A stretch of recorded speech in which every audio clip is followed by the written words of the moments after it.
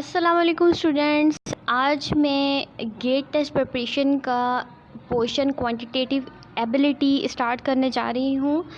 और तो वो स्टूडेंट्स जो गेट की प्रिपरेशन कर रहे हैं और उन्हें क्वांटिटेटिव एबिलिटी को समझना है, उसमें मज़ीद आसानी पैदा करनी है, तो ये वीडियो वो ज़रूर देखें।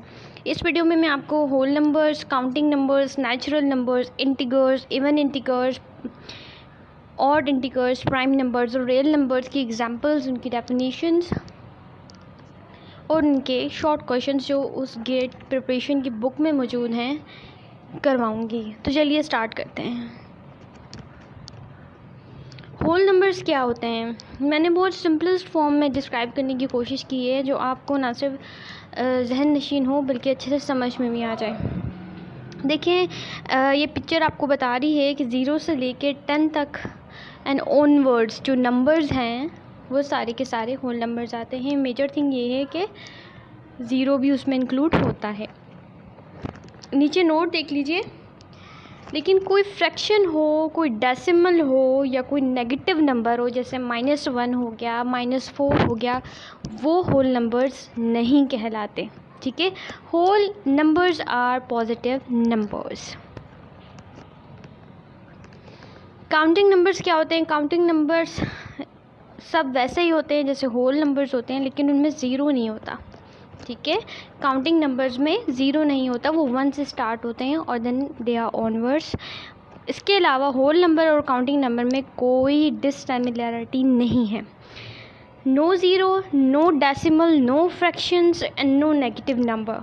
ठीक है, ये सारे भी इसमें शामिल नहीं है जिस तरह से वो होल नंबर में नहीं थे, एक्सेप्शनल 0। नेचुरल नंबर्स क्या होते हैं? नेचुरल नंबर्स भी वही होते हैं जो कि होल नंबर्स होते हैं। ठीक है, यानी वो 0 से ही स्टार्ट होते हैं और वो ऑनवर्ड्स कंटिन्यू रहते हैं। No fraction, no decimal, no negative number, यानी कोई फ्रैक्शन होगा तो वो नेचुरल नंबर नहीं होगा, वो डेसिमल होगा। अगर कोई डेसिमल होगा तो वो भी नेचुरल नंबर नहीं होगा, और अगर कोई नेगेटिव नंबर आपके पास होगा तो वो भी नेचुरल नंबर में काउंट नहीं होगा। एक सिंपल से एग्जांपल देख लेते हैं। 23 ये काउंटिंग नंबर भी है, ये होल नंबर भी है और ये नेचुरल नंबर भी है। जबकि 0 जो है वो सिर्फ होल नंबर और नेचुरल नंबर कहलाता है, लेकिन काउंटिंग नंबर नहीं कहलाता।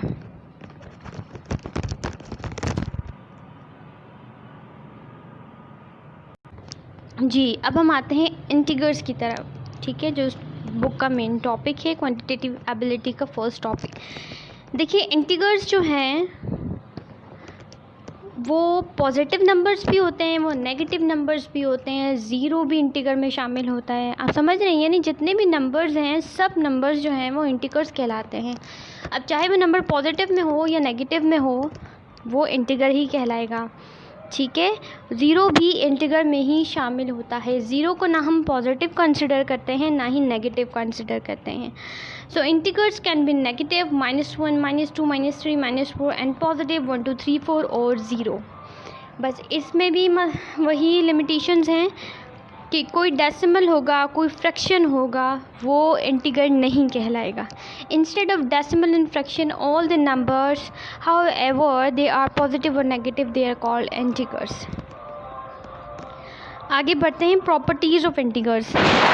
वहाँ जो इतनी सारी डिटेल में थी, मैंने उसे शॉर्ट फॉर्म में 2 में करके आपको बयान कर दिया है ताकि आपको आसानी से मेमोराइज़ हो जाए। अब देखिए, सम हो या डिफरेंस हो या मल्टीप्लाई किया जाए 2 इंटीगर्स को, तो आंसर में हमेशा इंटीगर ही आएगा। ये तो बहुत सिंपल सी बात है, मैं एग्जांपल के ज़रिए आपको समझाती हूँ। देखिए, 2 इंटीगर्स को आप मल्टीप्लाई करें, मैंने यहाँ 2 2 ज़ा 4 किया हुआ है, तो 4 भी इंटीगर ही है। ठीक है, मैंने 4 + 2 किया है, मैंने 2 इंटीगर्स को जमा किया है, तब भी मेरे पास एक इंटीगर ही आया है, डेट इज 6। मैंने 2 इंटीगर्स को आपस में माइनस किया है, उनका डिफरेंस निकाला है, तब भी मेरे पास इंटीगर 4 आया है, डेट इज़ इंटीगर। लेकिन डिवीजन ऑफ 1 इंटीगर में not necessarily yields an integer. लेकिन अगर आप किसी इंटीगर को इंटीगर से डिवाइड कर रहे हैं तो लाजिम नहीं है कि इंटीगर ही आएगा। इसकी एग्जांपल भी देख लें। देखिए, 6 को मैंने 3 से डिवाइड किया तो 2 आया, this is also an integer. लेकिन जब मैं 5 को 6 से डिवाइड कर रही हूँ तो मेरे पास डेसिमल वैल्यू आ रही है, and we have already read in my previous slides कि जो डेसिमल होगा या जो फ्रैक्शन होगा वो इंटीगर नहीं होगा। 5 में इंटीगर है, 6 में इंटीगर है, लेकिन जब इनको आपने डिवाइड किया तो हमारे पास डेसिमल में वैल्यू आई है जो कि एक इंटीगर वैल्यू नहीं है। ठीक है, सिंपल। जब आप इंटीगर्स को ऐड करेंगे, माइनस करेंगे, मल्टीप्लाई करेंगे, इंटीगर ही आएगा, लेकिन जब डिवाइड करेंगे तो इंटीगर नहीं आएगा। अच्छा जी, इंटीगर का फार्मूला देखिए, दो इंटीगर का डिफरेंस क्या है। मैं 1 को जम करके जब 2 पर जाती हूँ तो मुझे 1 प्लस करना पड़ता है ना, यानी दो इंटीगर्स का डिफरेंस 1 आ गया ना। अब यहाँ पे मैंने कहा है डिफरेंस ऑफ 2 एंड 3 क्या है, 1 है, यानी मुझे 2 से 3 पर जाना है तो 1 ही आएगा। यानी एक इंटीगर में मुझे 1 प्लस करना पड़ता है कंसेक्टिव इंटीगर के पास जाने पर। कंसेक्टिव इंटीगर का मतलब जो लाइन बाय लाइन इंटीगर्स हैं 2 3 4 5 6 7, वो लाइन से जो सारे इंटीगर्स हैं वो कंसेक्टिव इंटीगर्स कहलाते हैं। ठीक है, it means difference between two consecutive integers is 1। Now if x is an integer, मैंने कंसिडर किया एक x की वैल्यू ले ली। अब मैंने आपको पहले भी बताया था कि जब हम को एजम्पशंस करते हैं वैल्यू मालूम करने के लिए, तो हम वेरिएबल्स का सहारा लेते हैं, x y z a b c use करते हैं। तो यहाँ x को मैंने एक इंटीगर कंसिडर किया है। अगर मैं कहती हूँ मुझे उसका कंसेक्टिव इंटीगर यानी उसके अगले वाला इंटीगर मालूम करना है तो मैं x + 1 करूँगी ना। नीचे मज़ीद डिफ़ाइन कर दिया है, x + 1 is equals to next consecutive integer आपने मालूम करना है। ठीक है, तो अब क्या करेंगे, सपोज़ टू भी मैंने x की वैल्यू 2 रख दी, आप 3 रख दें, 4 रख दें। तो जब मैंने 2 रखी है तो 2 + 1 किया है तो मेरे पास 3 आया है, यानी 2 के बाद कंसेक्टिव इंटीगर 3 था जो कि 1 प्लस करने पे आ गया, यानी x + 1 इसका फॉर्मूला हो गया है। अच्छा जी, सैम्पल क्वेश्चन है जो कि बुक में दिया हुआ था। The sum of 3 consecutive integers is 18, यानी 3 कंसेक्टिव इंटीगर्स ऐसे हैं जिसको मैंने जमा किया है और मेरे पास 18 हैं।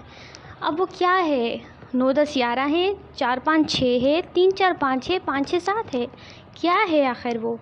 ठीक है, इन्होंने कहा है 3 कंसेक्टिव इंटीगर्स को जमा करके मेरे पास 18 आया है। What is the smallest of the number. अब वो जो 3 कंसेक्टिव इंटीगर्स हैं उसमें जो स्मॉलेस्ट वैल्यू है वो फाइंड आउट करनी है। ठीक है, then I write the formula कि भाई स्मॉलेस्ट इंटीगर को मैंने x कंसिडर किया तो डेफिनेटली उसके बाद वाली जो वैल्यू होगी उसमें मुझे 1 प्लस करना पड़ेगा। फॉर्मूले में देखिए x + 1, उसके बाद वाली जो वैल्यू होगी उसमें मज़ीद मुझे 1 ऐड करना पड़ेगा तो वो x + 2 आ जाएगा। ठीक है, इक्वल्स टू 18। तीनों में x प्लस हो जाएंगे तो वो 3x आ जाएगा, 2 और 1 को ऐड करेंगे तो 3 आ जाएगा। इस तरह से हम इसकी फाइनल वैल्यू कैलकुलेट कर लेंगे। ठीक है, फाइनली x की वैल्यू 5 आएगी, यानी कि 5 6 और 7 हमारे पास 3 इंटीगर्स थे जिनको ऐड करने में हमारे पास 18 बना।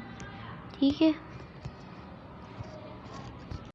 अब है ऑड इंटीगर्स। ऑड इंटीगर्स क्या होते हैं, ऑड इंटीगर्स सारे ऑड नंबर्स ले लें। ठीक है, अब पॉजिटिव भी ले लें, उसमें नेगेटिव भी ले लें, तो वो सारे ऑड इंटीगर्स ही कहलाते हैं। एग्जांपल्स आपके सामने हैं। अच्छा, ऑड इंटीगर्स क्या होते हैं, date can not be divided bye 2, जिन्हें हम 2 से डिवाइड नहीं कर सकते। ठीक है, अब देखें उनका डिफरेंस क्या होगा। अगर एक इंटीगर 3 है ऑड इंटीगर, दूसरा ऑड इंटीगर 5 है, तो उनका डिफरेंस 2 है, यानी कोई भी 2 कंसेक्टिव ऑड नंबर्स ले लें उनका डिफरेंस 2 ही आएगा। ठीक है, तो difference between 3 and 5 is 2, the difference between 2 odd integers is 2। नीचे आ जाइए, the sum of 2 odd integers is even integer. देख लेते हैं एग्जांपल्स। 3 + 5 = 8। ठीक है, यानी 3 और 5 तो ऑड इंटीगर था, लेकिन जो 8 है वो इवन इंटीगर आ गया। यानी ऑड इंटीगर्स को जब भी हम जमा करेंगे तो उनका रिज़ल्ट इवन इंटीगर बनेगा, लेकिन जब हम ऑड इंटीगर्स को आपस में मल्टीप्लाई करेंगे तो हमारे पास ऑड इंटीगर आएगा। 3 × 5 = 15। ठीक है, और डिवीज़न का रूल इंटीगर का जो था वही ऑड और इवन दोनों इंटीगर्स का रहेगा कि उनको जो है आप जब डिवाइड करेंगे इंटीगर्स को तो उनका जो रिज़ल्ट है वो ज़रूरी नहीं है कि इंटीगर ही आए।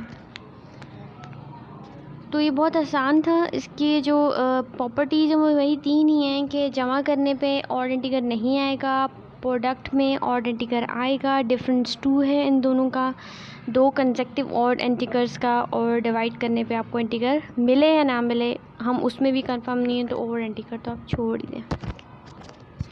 इवन इंटीगर्स क्या होते हैं? जो इवन नंबर्स होते हैं, ठीक है, आप उन्हें इवन इंटीगर्स करें जो 2 से डिवाइड हो सकते हैं, जो बेसिकली 2 के मल्टीपल्स कहलाते हैं। इनका डिफरेंस भी 2 ही होता है, बिल्कुल ऑड इंटीगर्स की तरह, ठीक है जी। इनका सम भी इवन इंटीगर होता है, इनका प्रोडक्ट भी इवन इंटीगर होता है। 4 + 2 भी 6 ही आया, 4 × 2 भी 8 आया, यानी कि इवन इंटीगर आया। अच्छा, division rule is same for all integer, odd integer and even integer, ठीक है जी। अब formula of even integer x + 2, बहुत सिंपल सी बात की है मैंने। नॉर्मली इंटीगर्स, कंसेक्टिव इंटीगर्स को के दरमियान जो डिफरेंस होता है वो 1 होता है, और जो इवन इंटीगर्स हैं उनके दरमियान का डिफरेंस 2 है, जो ऑड इंटीगर्स हैं उनके दरमियान का डिफरेंस भी 2 है, ठीक है। तो इवन इंटीगर्स का फार्मूला क्या हो जाएगा? x + 2। बुक से ही सिंपल क्वेश्चन उठाया गया है। The sum of 3 even integers is 36, यानी 3 इवन इंटीगर्स हैं, ठीक है, उनका सम हमारे पास 36 आया है। तो find the smallest of the 3, उन 3 इवन इंटीगर्स में से स्मॉलेस्ट वैल्यू क्या है। इसी तरह x को हमने स्मॉलेस्ट इंटीगर कंसिडर कर लिया। आगे के 2 कंसेक्टिव इंटीगर्स मालूम करने के लिए हमें x + 2 x + 4 लिखना पड़ेगा, इक्वल्स टू 36, ठीक है। 3 x जमा हो जाएंगे, 3x आ जाएगा, 4 में 2 प्लस करें तो 6 आ जाएगा जी। तो इस तरह से 3x + 6 = 36। फिर हमने 6 को उधर ले गए थे, ठीक है, वहाँ जाकर वो वहाँ ऐड हो रहा था, वहाँ माइनस हो जाएगा। फिर x की वैल्यू निकाल लेंगे जो कि हमारे पास 10 आ जाएगी। अच्छा जी, अब हम देखते हैं प्राइम नंबर्स क्या होते हैं। प्राइम नंबर्स वो नंबर्स होते हैं जो कि सिर्फ ख़ुद से डिवाइड हो सकें, यानी कोई और नंबर उन्हें डिवाइड ना कर सके। जैसे 11 है, कोई भी नंबर 11 को डिवाइड नहीं कर सकता, सिर्फ और सिर्फ 11 ही 11 को डिवाइड कर सकता है, ठीक है। और that can only be divided by itself और बाय 1। लेकिन 2 है, वो भी सिर्फ और सिर्फ खुद से डिवाइड हो सकता है, इसलिए 2 भी प्राइम नंबर्स में ऐड हुआ है। एग्जांपल्स आपके सामने हैं। 2 is the only even prime number, बाकी जितने भी प्राइम नंबर्स हैं वो सब ओड होंगे। 1 is not a prime number, 1 जो है वो प्राइम नंबर नहीं है। अब जब आप प्रोडक्ट देख लेंगे तो 7 × 3 दोनों प्राइम नंबर्स हैं, उनको मैंने आपस में मल्टीप्लाई किया तो वो 21 आया, और 21 7 की टेबल में भी आता है, 3 की टेबल में भी आता है। इसका मतलब हुआ कि product of 2 prime numbers never be a prime number. अब हम सम और डिफरेंस देख लेते हैं, ठीक है। एक जगह जब मैंने 2 + 3 किया है तो 5 आ रहा है, दैट्स अ प्राइम नंबर। लेकिन आगे 2 + 7 जो है वो 9 आ रहा है, 9 तो 3 की टेबल में भी आता है, 9 खुद से भी डिवाइड होता है, 3 की टेबल में भी आता है, तो यानी कि वो प्राइम नंबर नहीं है। यानी एडिशन ऑफ 2 प्राइम नंबर्स में और में not be a prime number. अब सब्सट्रैक्शन देख लेते हैं। 5 - 3 किया है तो 2 आया है, दैट्स अ प्राइम नंबर। जबकि 9 - 5 किया है तो वो 4 आ गया है, ठीक है, that's not a prime number. यानी कि एडिशन और सब्सट्रैक्शन ऑफ 2 प्राइम नंबर्स में और में not be a prime number, but product of 2 prime numbers can never be a prime numbers, and 2 is the only even prime number, ठीक है। बहुत simple है, आप सिर्फ ये जान लीजिएगा कि वो नंबर जो खुद से डिवाइड हों, किसी की टेबल में ना आते हों, या कोई से डिवाइड ना कर सकता हो, तो उसे हम प्राइम नंबर्स कहते हैं।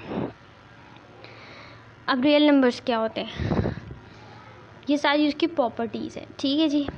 तमाम इंटीगर्स, यानी तमाम इंटीगर्स चाहे वो पॉजिटिव हो, नेगेटिव हो, ऑड हो, इवन हो, वो सब रियल नंबर्स कहलाते हैं।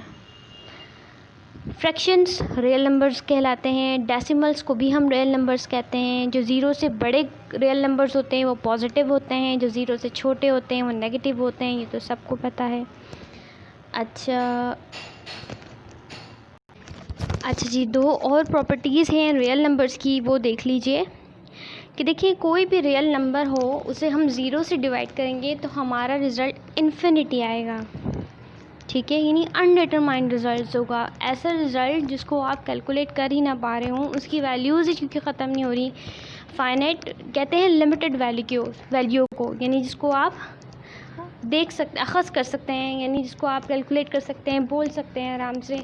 2.54 हो गया, 254 हो गया, ठीक है, 26,000 हो गया, ये इससे भी बड़ी वैल्यूज़ जो कि हम यूजुअली कैलकुलेट करते हैं। लेकिन इनफाइनाइट वैल्यूज़ वो होती हैं जो कि आप कहते रहते हो 0.011111, ठीक है, तो वो इनफाइनाइट वैल्यूज़ कहलाती हैं, जो कि कभी एंड ही नहीं होती हैं। तो किसी भी रियल नंबर को जब आप 0 से डिवाइड करेंगे तो आपका रिज़ल्ट इनफाइनाइट आएगा, ठीक है, यानी कि वो फाइनाइट नहीं होगा। अच्छा जी, अब देखिए, number lies between two real numbers are infinite that all are real numbers.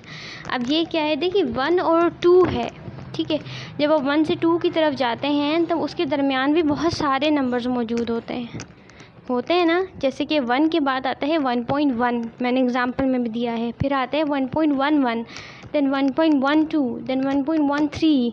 ये तो मैंने शॉर्ट करके लिखा है, पता नहीं कितने तवील नंबर्स होते हैं, ठीक है। यानी 1 से जब हम 2 में जाते हैं तो पॉइंट पहले 1 आता है, 0.0001, फिर 0.0001, देन 0.001, मतलब आप कैलकुलेट करते ही जाएं, ठीक है। तो यानी दो इंटीजर्स के दरमियान जो नंबर्स होते हैं, जो इनफाइनाइट नंबर्स होते हैं, वो भी रियल नंबर्स कहलाते हैं। देखती हूँ आज की वीडियो आपको पसंद आई होगी, आपको तमाम नंबर्स क्लेरिफाई हो गए होंगे। अगर फिर भी इसमें कोई कन्फ्यूजन है, कोई प्रॉब्लम है, तो प्लीज़ आप कमेंट में शो कीजिएगा। I will reply you very soon इंशाल्लाह। मिलती हूँ एक नई वीडियो, एक नई रिव्यू के साथ। अल्लाह हाफिज़।